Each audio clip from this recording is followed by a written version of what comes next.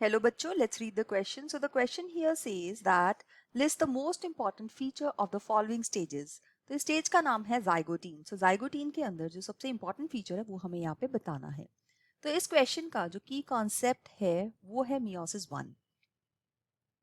सो meiosis 1 के अंदर एक स्टेज होती है जिसको हम बोलते हैं प्रोफेज 1.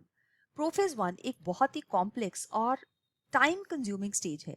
सो काफी ज्यादा टाइम जो है इसके अंदर लग जाता है क्योंकि इसकी 5 फर्दर सब स्टेजेस हैं. इन स्टेजेस के अंदर सबसे पहली स्टेज है लेप्टोटीन.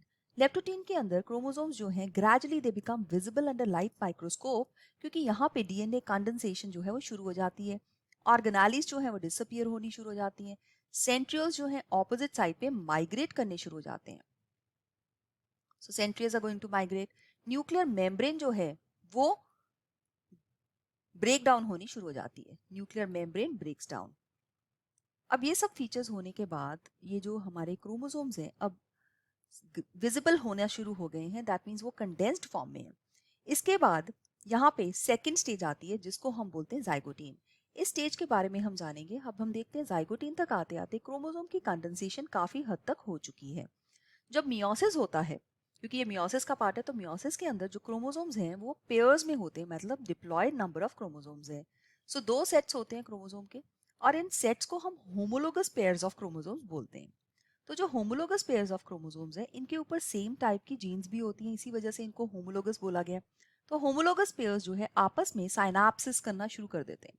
मतलब कहीं पे भी ये स्कैटर्ड पड़े हैं साइटोप्लाज्म में तो ये एक दूसरे की तरफ अट्रैक्ट होंगे और पास पास में आके आ जाएंगे.